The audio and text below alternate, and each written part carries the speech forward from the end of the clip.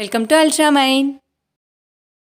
இந்த வீடியோவில் நம்ம என்ன பார்க்க போகிறோன்னா, நம்ம டெய்லி லைஃப்பில் நம்ம அடிக்கடி பயன்படுத்துகிற கேள்வி பதில்கள்லாம் இருக்கும் இல்லையா, அதெல்லாம் எப்படி நம்ம இங்கிலீஷ்லேயே கேட்டு இங்கிலீஷ்லேயே ஆன்சர் பண்ணலாம் அப்படின்னு பார்க்கலாம். வீடியோக்குள்ளே போகிறதுக்கு முன்னாடி நம்ம சேனலை சப்ஸ்கிரைப் பண்ணாதவங்க சப்ஸ்கிரைப் பண்ணிவிடுங்க. மறக்காமல் பெல் ஐக்கானையும் கிளிக் பண்ணிவிடுங்க. ஃபர்ஸ்ட் ஒன், இவன் யாரோட ஃப்ரெண்டு அப்படின்னு கேட்குறதுக்கு whose friend is he, whose friend is he அப்படின்னு கேட்கலாம். இப்போ இவன் ராஜாவோட ஃப்ரெண்டு அப்படின்னு சொல்லணும்னா he is Raja's friend, he is Raja's friend அப்படின்னு சொல்லலாம். நெக்ஸ்ட் ஒன், இப்போ வலி எப்படி இருக்கு அப்படின்னு கேட்குறதுக்கு how is your pain, how is your பெயின்னு கேட்கலாம். இப்போ கொஞ்சம் பரவாயில்ல, இப்போ கொஞ்சம் நல்லா இருக்கு, அந்த மாதிரிலாம் சொல்லுவோம் இல்லையா, அதுக்கு I am feeling better now, I am feeling better now அப்படின்னு சொல்லலாம். நெக்ஸ்ட் ஒன், இதை அவன் எப்போ அனுப்புனா அப்படின்னு கேட்குறதுக்கு when did he send it, when did he send it அப்படின்னு கேட்கலாம். இப்போ அவன் கொஞ்ச நேரத்துக்கு முன்னாடி தான் இதை அனுப்புனா அப்படின்னு சொல்லணும்னா he sent it a few minutes ago, he sent it a few minutes ago அப்படின்னு சொல்லலாம். நெக்ஸ்ட் ஒன், நீ ஏன் லேட்டுன்னு கேட்குறதுக்கு why are you late, why are you late.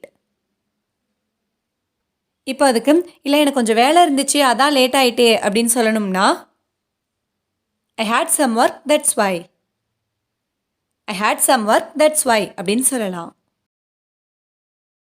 Next one, உங்கள் கல்யாண நாள் எப்பன்னு கேட்குறதுக்கு when is your wedding anniversary, when is your wedding anniversary அப்படின்னு கேட்கலாம். இப்போ உங்களோட வெட்டிங் டேவை சொல்கிறப்ப அது ஜூன் 1ஆம் தேதி அப்படின்னு சொல்லணும்னா it falls on June 1st, it falls on June 1st அப்படின்னு சொல்லலாம்.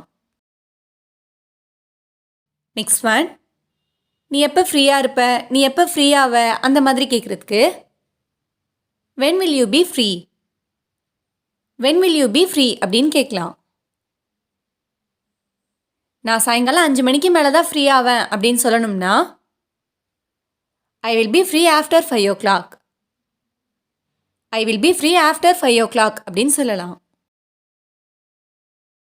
நெக்ஸ்ட் ஒன், அவன் எப்போ கிளம்புனா அப்படின்னு கேட்குறதுக்கு when did he leave, when did he leaveன்னு கேட்கலாம்.